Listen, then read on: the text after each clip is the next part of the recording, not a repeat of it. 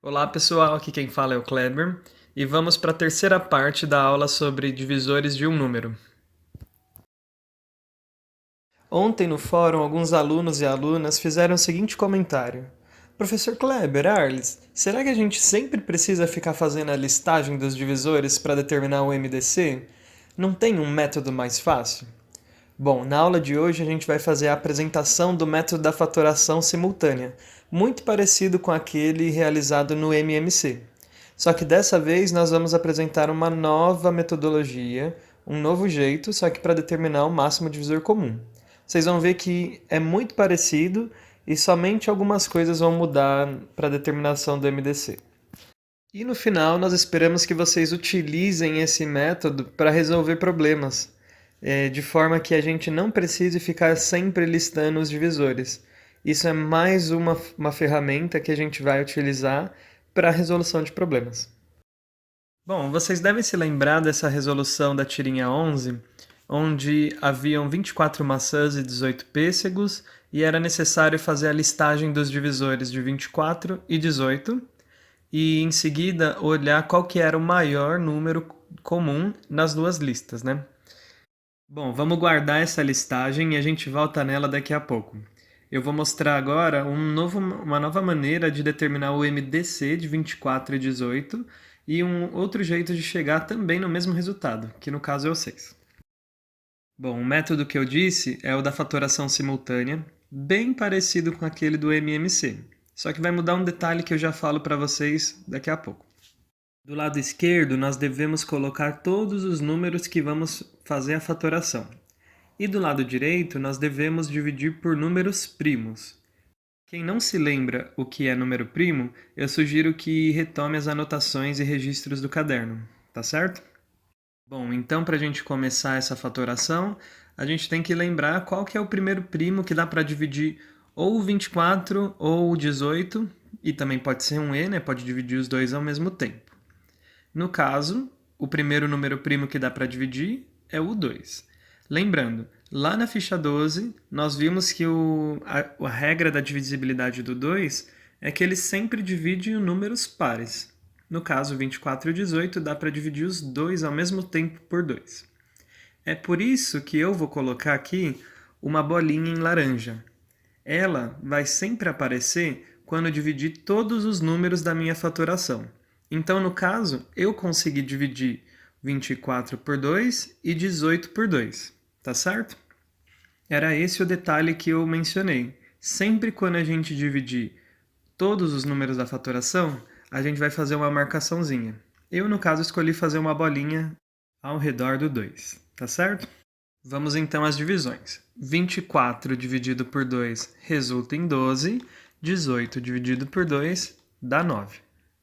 Continuando a fatoração, agora a gente tem que pensar qual é o menor primo que dá para dividir 12 ou 9. No caso ainda, o 12 é um número par, então ainda dá para continuar dividindo por 2. Então, 12 dividido por 2 dá 6, 9 dividido por 2 não dá um resto diferente de zero. Então é por isso que a gente só vai copiá-lo, tá? O 9 não é múltiplo de 2, por isso que a gente só vai copiá-lo. Por conta disso, a gente não vai colocar a bolinha em laranja, porque o 2 não dividiu todos os números da minha fatoração. O 2 dividiu nessa etapa somente o 12. Pode ser que vocês estejam se perguntando também: Kleber, não dava para dividir por 3? Porque 3 dá para dividir 12 e 9.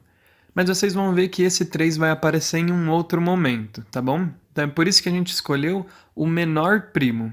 Mas se por um acaso você fez essa divisão por 3, não tem problema, pois não vai alterar o resultado final. Só que a gente escolheu fazer do menor primo para o maior. Continuando, agora com os números 6 e 9, perceba que o número 6 também é par, então ainda dá para continuar dividindo por 2. E é por isso que eu vou escolhê-lo para realizar as divisões. 6 dividido por 2 dá 3, e 9 dividido por 2 não dá resto zero, né? 9 não é múltiplo de 2, então a gente só vai copiá-lo novamente. E perceba que novamente eu não coloquei a bolinha em laranja, porque eu não dividi os dois números, no caso, o 6 e o 9, por 2, tá certo? Nessa etapa, agora perceba que nós não temos mais nenhum número par. Sobrou os números 3 e 9. Então a gente tem que pensar no próximo número primo que dá para dividir ou um deles ou os dois. No caso, o 3 dá para dividir o número 3 e o número 9. É por esse motivo que eu vou colocar a bolinha, essa minha marcação, para identificar o número 3, sempre quando eu conseguir dividir todos os números. Então, realizando a divisão, 3 dividido por 3 resulta em 1, 9 dividido por 3 resulta em 3. Chegamos então nos resultados 1 e 3 e temos que continuar a fatoração. No caso, o 1 a gente só vai copiar porque não precisa mais dividi-lo, e o próximo primo que dá para dividir 3 é o próprio 3. Então, 3 dividido por 3 dá 1. Nesse caso, eu também não vou colocar a marcação, porque o 3 não dividiu ambos os números. Bom, com isso, nós finalizamos a nossa fatoração. Antes de determinar o MDC, eu queria que vocês percebessem que o número circulado 2 aparece naquela lista dos divisores de 24 e 18, e assim como o 3, ele também aparece nas duas listas.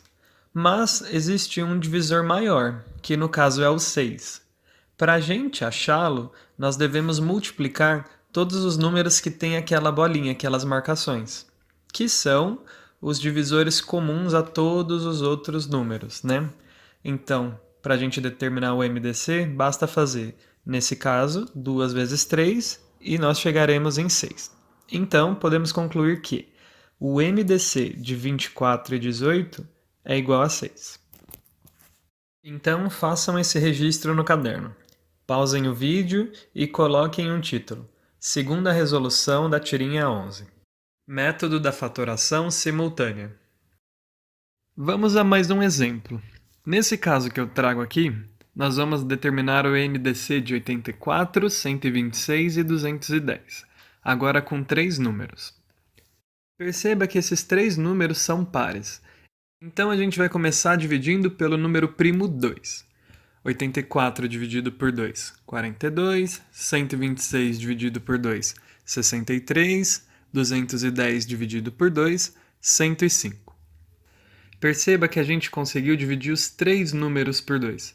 É por isso que eu vou colocar a bolinha, minha marcação, indicando que nessa etapa ele foi divisor comum dos 3 números. Continuando, perceba que o número 42 é um número par, então é por isso que eu vou continuar dividindo por 2.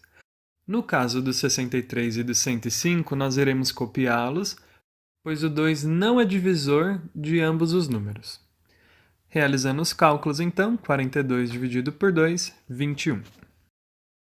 Na próxima etapa, já não tem mais nenhum número par. Então, partindo para o próximo número primo, que no caso é o 3, a gente consegue realizar as divisões. Mas antes, eu gostaria de lembrar sobre a regra de divisibilidade do 3 que a gente fez na ficha 12. Que, ao somar os algarismos dos números, se essa soma for um número múltiplo de 3, então significa que o número é divisível por 3. Vamos fazer o teste. 21. Os algarismos somados dão 2 mais 1, 3. Ou seja, 3 é múltiplo de 3, então 21 dá para se dividir por 3.